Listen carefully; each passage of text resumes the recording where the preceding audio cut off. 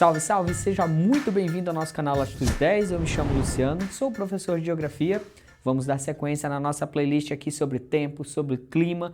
Falamos de pressão atmosférica na última aula, falamos dos elementos do clima e agora nessa pegada ainda de pressão atmosférica, vamos falar da célula de Hadley e também vamos falar da ZCIT. Você certamente já ouviu falar destes dois itens que são fundamentais para entender a circulação atmosférica no planeta Terra. Vamos aqui então.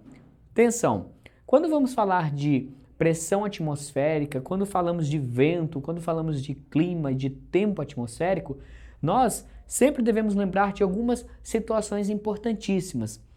Que são essas situações? O movimento de rotação da Terra, a incidência de luz solar sobre a superfície terrestre, sabendo que essa incidência ela se dá de forma diferente em determinadas partes do planeta, justamente por ser uma esfera, e a circulação dos ventos não é o vento que está aqui na nossa cidade, o vento nas nossas casas, mas o vento atmosférico, o vento global, aquele que rege o clima global, as mudanças globais em relação às chuvas, em relação às correntes marítimas que também são influenciadas por essa dinâmica.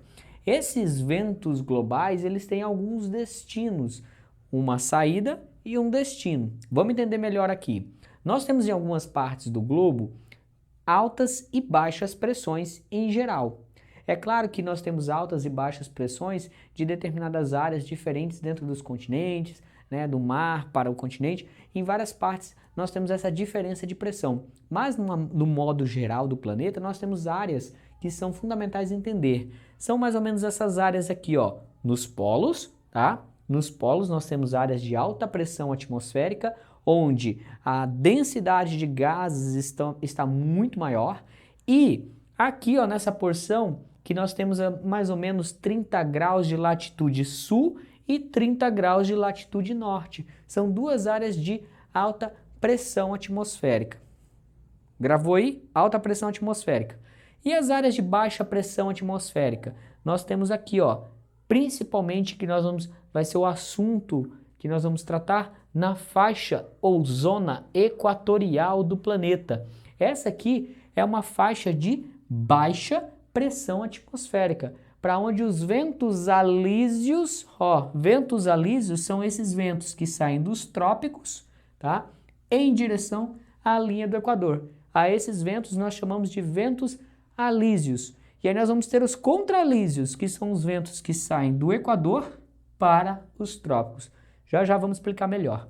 Mas aqui, nessa faixa equatorial, é uma faixa de baixa pressão atmosférica. Por que isso? Porque, vamos para cá, vamos entender melhor aqui. Nós temos aqui um mecanismo, é como se eu tivesse pegado essa parte aqui, ó, do globo, tá? Essa partezinha aqui, e a gente traz para cá. Temos aqui a linha do Equador, temos aqui as latitudes de 30 graus norte, 30 graus sul. Sabemos que aqui em 23 graus nós temos o Trópico de Capricórnio e 23 graus norte nós temos o Trópico de Câncer. Ok, esses dois trópicos. E essa faixa aqui nós entendemos como a faixa tropical, né? Faixa equatorial e a faixa tropical entre os trópicos. Entendendo aqui melhor, o que acontece com a circulação geral da atmosférica? Nós temos a circulação dos ventos horizontais e também a circulação vertical desses ventos. Como assim? Por diferenças de pressão. Sabemos que nessas áreas, olha só, nessas áreas aqui, nós temos temperaturas médias muito mais baixas do que nessas áreas. Por que isso acontece? Aquele fenômeno que eu falei. A incidência de luz solar se dá de forma diferente. Vamos perceber aqui, ó, na linha do Equador, nós temos um centro de baixa pressão. Vou colocar aqui, ó, baixa pressão. Os ventos, eles circulam de alta para baixa pressão. Nas porções aqui das latitudes de 30 graus, tanto norte quanto sul, nós temos alta pressão atmosférica. Então, os ventos saem das áreas de alta pressão para as áreas de baixa pressão. E olha que interessante, no hemisfério norte, os ventos circulam no sentido horário. No hemisfério sul, os ventos circulam no sentido anti-horário. Por que isso acontece? Por causa do efeito de rotação da Terra.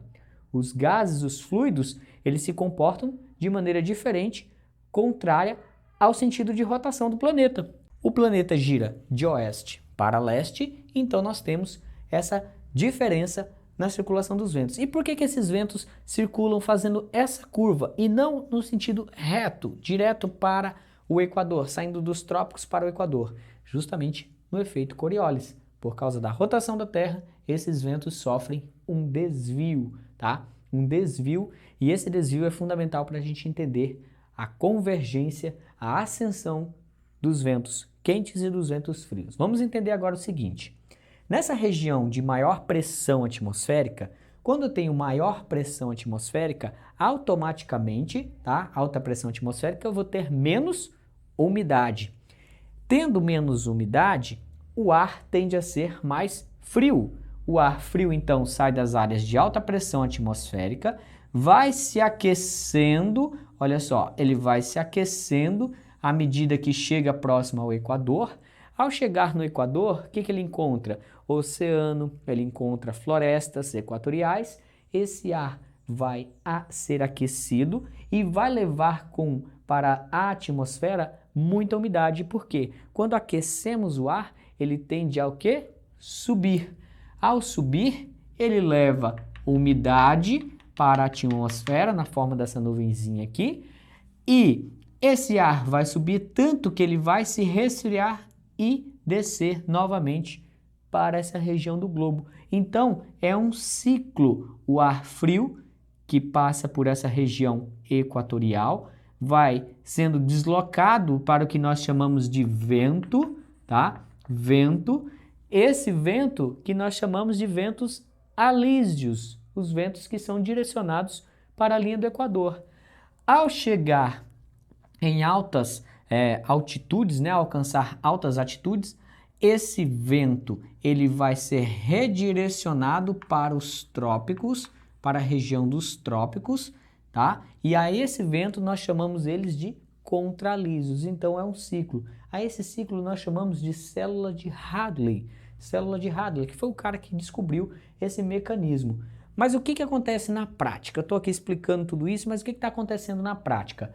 Ar seco e frio circula, aquece, leva a umidade para a atmosfera. Circula, aquece, leva a umidade para a atmosfera. Sabe o que vai acontecer aí?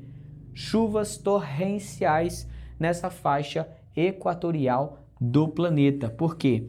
A umidade vai sendo levada para a altitude, essa umidade vai sofrer condensação e possivelmente chuvas. Ao chover, ao cair toda a umidade nessa região, esse ar fica seco e vai fazendo todo esse ciclo.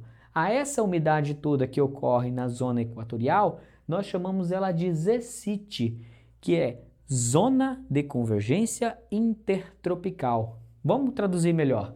Por que zona de convergência? Porque é onde os ventos, olha só, convergem tanto do hemisfério norte quanto do hemisfério sul. É uma área de convergência. Olha que interessante. Intertropical, porque está entre os trópicos, tá? Intertropical. Se é verão no hemisfério norte, essa zona de convergência, ela vai se deslocar um pouquinho aqui, ó, para o norte. Se é verão no hemisfério sul, ela tende a se deslocar um pouquinho mais para o sul, levando umidade mais para o sul ou mais para o norte. Olha que interessante. Então, zona de convergência intertropical, quando você vê lá na previsão do tempo alguém falando sobre isso, né?